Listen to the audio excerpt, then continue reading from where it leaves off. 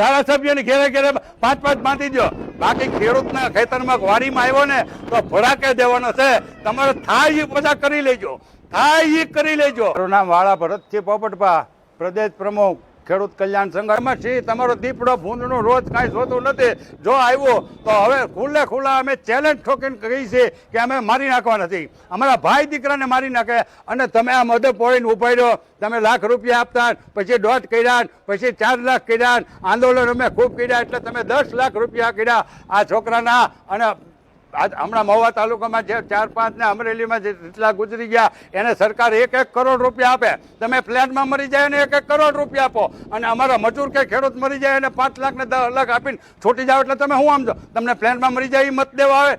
એટલે હવે દીપડા ને સિંહ મારે ભાવનગર કે અમરેલી જિલ્લામાં જોવે જ નહીં. તમારે જે કરવું હોય રાખો. 1400 કિલોમીટરની અંદર અબજો ખરવો, જેટલા પૈસા તમારે વાપરવા હોય સિંહ દીપડાને વાપરો. બાકી ભાવનગર જિલ્લામાં મહુવા જિલ્લા અમરેલી જિલ્લામાં એક સિંહ કે દીપડો ભૂંડનું રોજનું જંગલના પ્રાણી છે.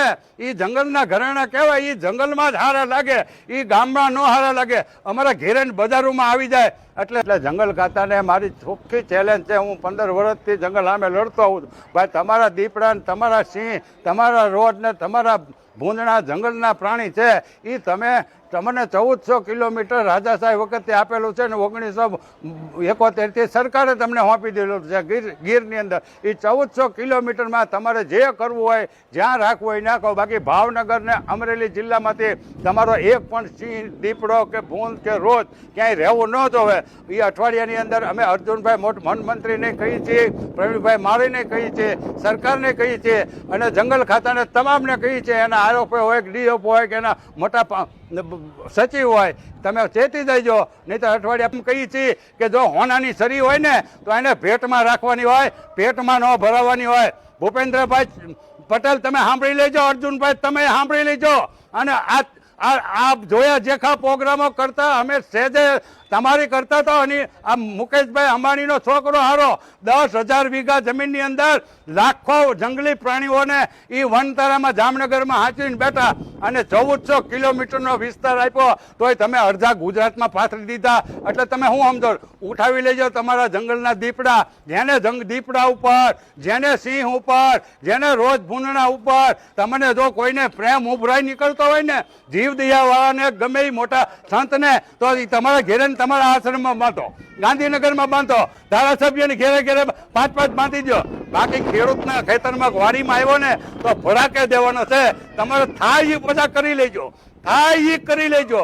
એટલે હવે અમારાથી રહેવાતું નથી. રોજ અમારા ભાઈ દીકરાને મારી નાખે, અમારા મજૂરોને મારી નાખે, અમને ક્યારેક મારી નાખે, અમારા 10-10 લીટર 20-20 લીટર દૂધ કરતા હોય એવી ભેંસું ગાયોને મારી નાખે. અને તમે ત્યાં ખતડાવની ઘોડે પલોઠી વાળીને ઉભા રહ્યો અને આમ પ્લાન કરશું. એકેય પ્લાન કરવાના નથી. તમારી કરતા તો ભાવનગરના, ગોંડલના, જુનાગઢ, પોરબંદરના પહેલાના જૂના જમાનાના રાજાઓ બાદશાહ હારા હતા. ભાવનગરના મહારાજાને 1929ની અંદર આપણા મહુવા તાલુકાના દિયાળ ગામના ખેડૂતોએ કીધું હતું કે બાપુ અમારા ખેતરમાં રોજડા બહુ આવે છે. અઠવાડિયાની અંદર ભાવનગરના રાજાએ એના શિકારી ટીમ મોકલી અને તમામ રોજને મારી નાખ્યા હતા. એ જ અરસાની અંદર 2 જ વર્ષ પછી પાછા અમારા મહુવા તાલુકાના રાણીવાડા ગામમાં એક જ દીપડો ખાલી દેખાણો. એટલે ગામનાએ જઈને ભાવનગર રાજાને ફરિયાદ કરી કે બાપુ દીપડો છે અને અમારા ગામમાં ફફડાટ છે, અમારા ગામમાં રહેવાતું નથી, સીમમાં જવાતું નથી. એટલે ભાવનગરના મહારાજા પોતે આવ્યા અને દીપડાને ગોતી અને રાજાએ ભડાકાઈ દીધો. રાજાના ભડાકાઈથી દીપડો ન મળ્યો. એની પાછળ જ રાણી સાહેબ ઊભા હતા. તરત રાણી સાહેબે ભડાકો કર્યો અને ખદડાવ તમે બંદૂકો રાખીને આમાં ઊભા, દીપડાને ન મળાય, સિંહને ન મળાય, સિંહને મારજો તો આમ થાય, દીપડાને તમારા કાયદા કલમું તમારે જે થાય એ કરી લેજો. બાકી દીપડા જો અમારા ગામડાની અંદર આવશે, અમારી વાડીની અંદર આવશે તો હવે અમે ભડાકે તમારે લઈ જાઓ. તમને જો દીપડા સિંહ માટે પ્રેમ, દીપડીનું દૂધ, સિંહનું દૂધ પીને કોઈ મોટો છો, કોઈનો છોકરો છોકરી એવો દાખલો કરો. દીપડાનું સિંહનું સાણ મૂતર ક્યાંય અમારા ઘઉં બાજરીમાં નાખવામાં આવ્યો એવો દાખલો કરો તો તમારે કરવા હું જંગલી પ્રાણીને એલા 15 સિંહ હતા આઝાદી થઈ ત્યારે, અને એ ગીરના જંગલમાં હતા. અત્યારે ગીરમાં જઈને તમે પૂછો, આનંદીબેનની દીકરી અનાર પટેલે આખું ગીર રિસોર્ટ બનાવી દીધું, દિલીપભાઈ સંઘાણીએ લઈ લીધું, મનસુખભાઈ માંડવીયાએ લઈ લીધું. એટલે હું તમારા બાપાની જમીન છે એટલે તમે સમજી જાયજો, નહીતર 15 દિવસ પછી જોયા જકા પ્રોગ્રામથી. જય હિન્દ, જય ભારત.